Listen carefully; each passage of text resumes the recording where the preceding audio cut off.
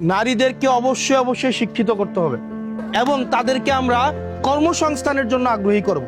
প্রত্যেকটা ঘরের যারা নারী আছে, ফিমেল আছে, তাদেরকে শিক্ষিত করতে হবে। আপনাদের মেয়েরা যারা আছে, আপনারা পুষ্টিকর খাবার নিশ্চিত করবেন, পারবেন কিনা? আপনি খাবারটা হইলে দেখবেন আপনার মা এবং আপনার ওয়াইফ আগে তাদের খাবারটা নিশ্চিত হয়েছে কিনা। আপনাদের এই যে ফ্যামিলিগুলা থেকে কেউ যদি ইন্টারমিডিয়েট মানে আইএ ইন্টারমিডিয়েট পর্যন্ত কেউ পড়ে, প্রত্যেকজনকে 2500 টাকা করে প্রত্যেক মাসে দেওয়া হবে। মানে এটা ধরেন একদিন দুই দিনে না, বা একবার দুইবার না, প্রত্যেক মাসে সে যতদিন পড়াশোনা করবে। একটা মেয়ে এসএসসি পাস করলে যে আপনাদের মাথাটা গরম হয়ে যায় তারা বিয়ে দিয়ে দিতে হবে, এটা নিয়ে আর টেনশন নাই, কারণ পড়াশোনার দায়িত্ব আমাদের।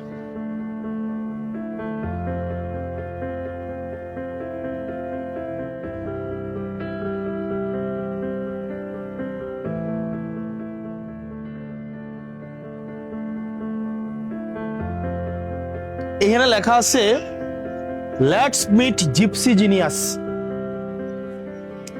মানে হচ্ছে আজকে আপনাদের এই কমিউনিটির মধ্যে যারা মেধাবী মানুষ আছে তাদের সাথে আজকে আমরা দেখা করতে আসছি। জিনিয়াস মানে হচ্ছে যারা মেধাবী, যারা একটু বুদ্ধিমান, তারা হচ্ছে জিনিয়াস। তো আজকে যারা এখানে পড়াশোনা করে তাদেরকে আমরা জিনিয়াস বুঝাইতেছি। এখানে ধরেন কারা কারা পড়াশোনা করে, হাত তোলো। পড়াশোনা করে যারা যারা, আমি মূলত তোমাদের সাথে দেখা করতে আসছি। এই বাচ্চারা যারা পড়াশোনা করে তাদের মারা কারা কারা আছে একটু হাত তোলেন তো।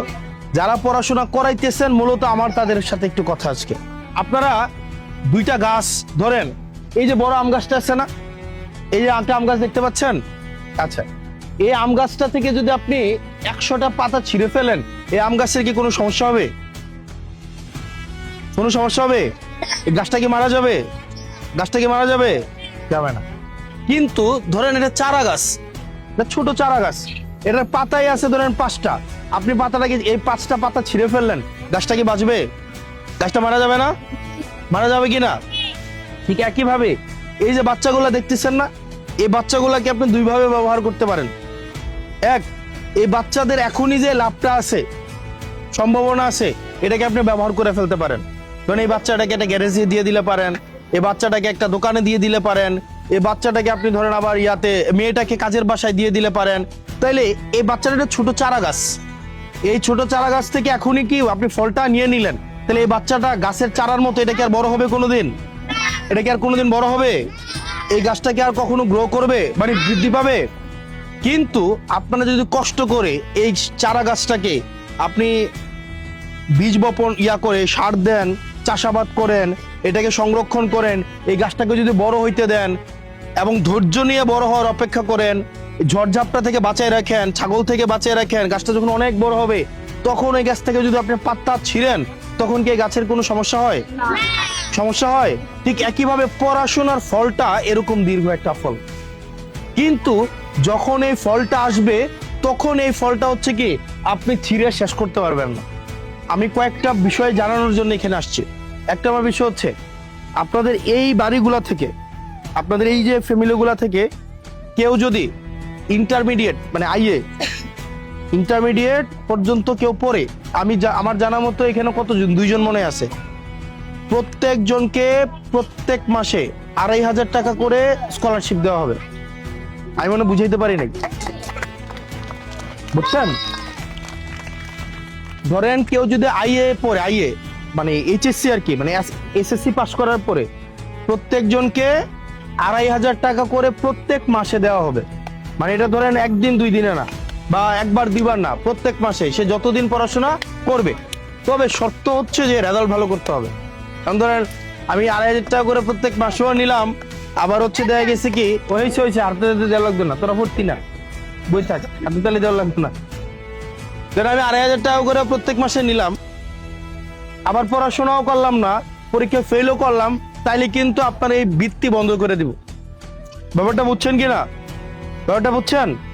আর যারা এখানে টোটাল 34 জন,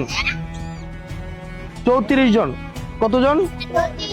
টোটাল 34 জন যারা পড়াশোনা করে, তাদেরকে আজকে প্রত্যেককেই একটা নির্দিষ্ট পরিমাণ, কাউকে 5000 টাকা, কাউকে 3000 টাকা, ন্যূনতম 2000 টাকা আপনার হচ্ছে শিক্ষাবৃত্তি আজকে দেওয়া হবে, মানে যতজন আছে। টাকা দিয়ে তুমি কি করবা এবার? তবে যাদের পোলাপান নাই, পড়াশোনা করে না, তাদের তো কিছু করার নাই। শুধুমাত্র কারা? যাদের পড়াশোনা করে। তবে শর্ত থাকে যে আপনারা শোনেন, একটা জিনিস বলি আপনাদেরকে, আমি আরো অনেকগুলো বিষয় নিয়ে আলোচনা করতে আসছিলাম।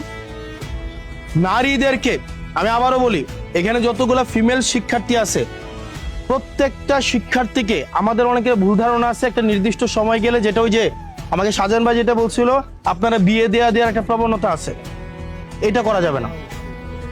নারীদেরকে অবশ্যই অবশ্যই শিক্ষিত করতে হবে। আপনারা নিজেরাই বলেন তো, যেই ঘরে দেন আপনাদের মধ্যে এই যে দুইটা আন্টির ঘরে, এই দুইটা আন্টি একটু বুঝে, ওই দুইটা আন্টি একটু সচেতন, এই দুইটা আন্টির ফ্যামিলির পুরা দেখেন সবাই শিক্ষিত হয়েছে না? আপনারা একটু দেখেন তো, এই দুইটা ফ্যামিলি একটু অন্য ফ্যামিলিগুলো থেকে একটু আলাদা না? একটু আলাদা কিনা কাকা? দেখবেন একটা অশিক্ষিত বা অসচেতন একটা আন্টিকে যদি আপনি 5,000 টাকা খরচ করতে দেন, সে একভাবে খরচ করে। আর যদি একজন শিক্ষিত এবং সচেতন আন্টিকে 5,000 টাকা দেন, সে একভাবে খরচ করে কিনা? দেখবেন একজন শিক্ষিত সচেতন আন্টিকে যদি আপনি 5,000 টাকা দেন, সেই 5,000 টাকা দিয়ে কি করবে? হয়তো স্কুলের বেতন দিবে, বাচ্চাদের ড্রেস বানাই দিবে, শিক্ষার খরচ দিবে, বাচ্চাদের পুষ্টিকর খাবার কিনে দিবে, মেয়েদের জন্য তার হচ্ছে স্বাস্থ্য সচেতনতামূলক হচ্ছে ব্যবস্থা নিবে, করবে না 5,000 টাকার মধ্যে?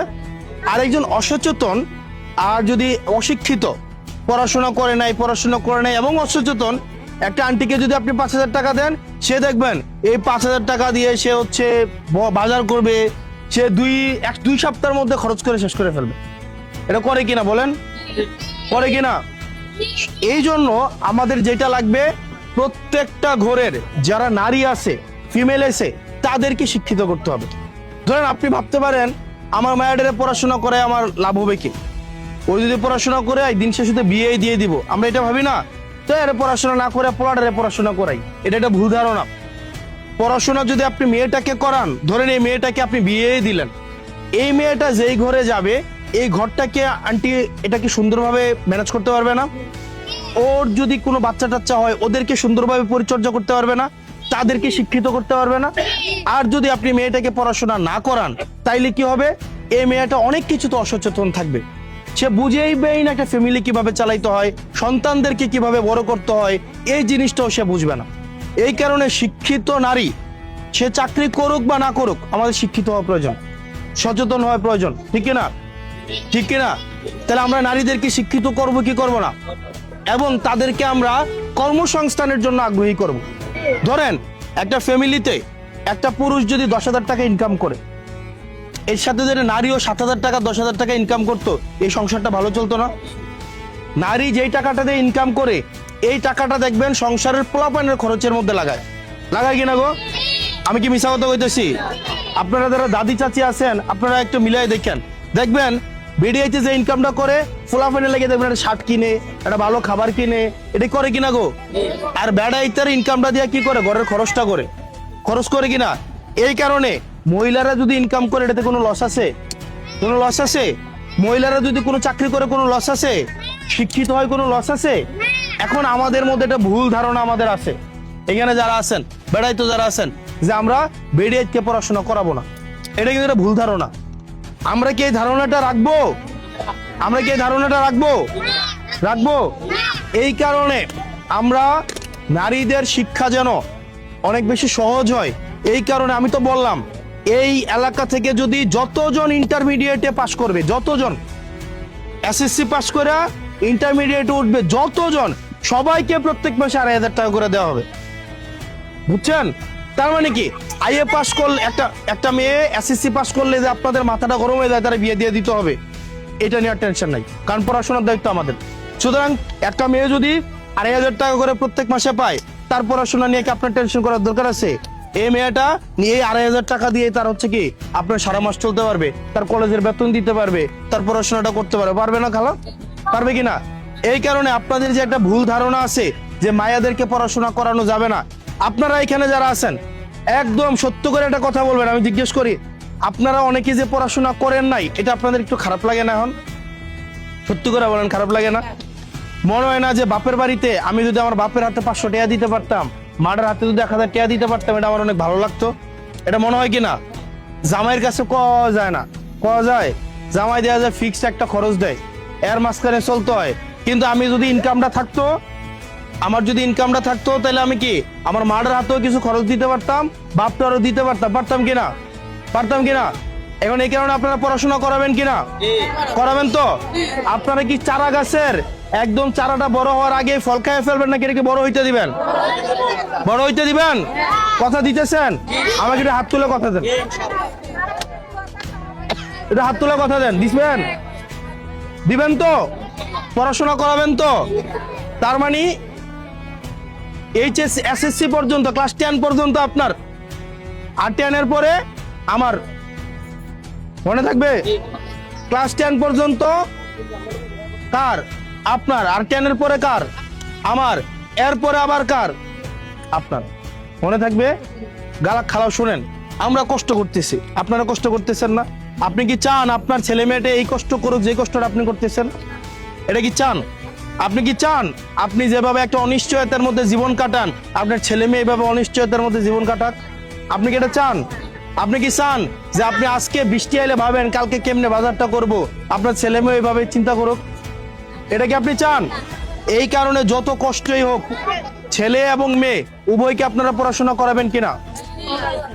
মেয়েদেরকে পুষ্টিকর খাবার, লাস্ট শেষ করে দিই একটু, এরপর আপনারটা শুনবো।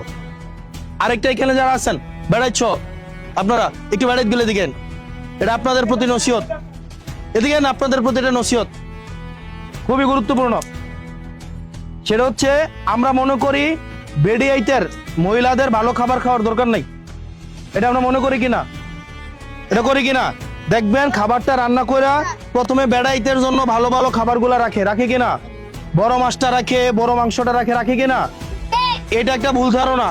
আপনারা যারা আছেন, আপনারা খাবারের ক্ষেত্রে আমি দেখবেন বেশিরভাগ মহিলারা দেখি 30 বছর পরে হাঁটু ব্যথা, ঘাড় ব্যথা, কারণ সে ছোটবেলায় সে পুষ্টিকর খাবার খেয়ে বড় হয় নাই, বিয়ে দিয়ে দেয় কম বয়সে, পরে দেখা যায় কি বিয়ের পরে শ্বশুরের জন্য বড় বড় মাছ রাখে, বড় বড় খাবারটা রাখে কিনা? এরপরে রাখে নিজের ছেলের জন্য, নিজের জামাইয়ের জন্য, নিজে খাইতে খাইতে অসুস্থ হয়ে যায়, ঠিক কিনা খালা? এই কারণে আপনাদের মেয়েরা যারা আছে, আপনারা পুষ্টিকর খাবার নিশ্চিত করবেন, পারবেন কিনা? আপনি খাবারটা হইলে দেখবেন আপনার মা এবং আপনার ওয়াইফ আগে তাদের খাবারটা নিশ্চিত হয়েছে কিনা, ঠিক কিনা? নাকি একদম দোকানতে আইয়া বা বাজারতে আইয়া বড় বড় মাছ, বড় বড় খাবার নিজেরটাকে দেখবেন? এটা কি কখনো করবেন? এটা কি কখনো করবেন? এই জন্য যারা আছেন এখানে, যারা আছেন এই পুরুষ মানুষ, এমন সবাই ব্যাগে দেখেছে গা, কারণ নিজের উপরে পড়ছে তো। আপনারা যারা আছে, খাবারটা যখন রান্না করবে, রান্না করার পরে আগে নিশ্চিত করবেন আপনার মা, আপনার বউ, আপনার মেয়ে, এই 3 জন ভালো খাবার খাইছে কিনা, এটা নিশ্চিত করবেন কিনা? নিশ্চিত করবেন কিনা? ওই কি কাকু হাতারা করতো না, এবারে এতক্ষণ না কত কথা কইতেন চাইলেন, অন দিছু পয়রি স্যার করবেন? তাহলে আগে কে খাবে? আগে স্ত্রী, নিজেরটা আগে শতভাগ, নাকি? স্ত্রী খাইয়া থাকলে আপনি খাবেন। এবারে বউকো, এবারে বউকো না আসেনি, কো আছে কিতা গো? আপনি খানা দেয়নি ঠিকঠাক?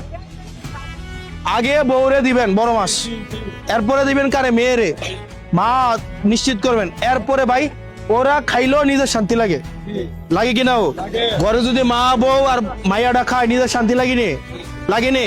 তা আমাদের কি আগের ধারণা থাকবে যে আমাদের মেয়েরা পরে খাবে আর আমরা আগে খাবো? এগুলা কি থাকবে?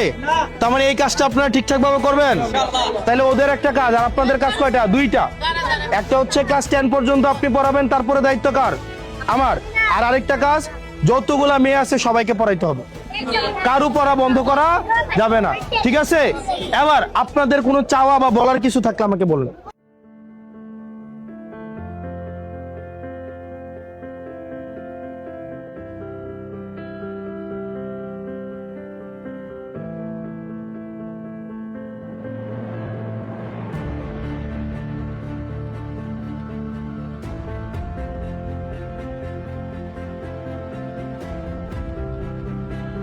মরিয়ম দশম শ্রেণী,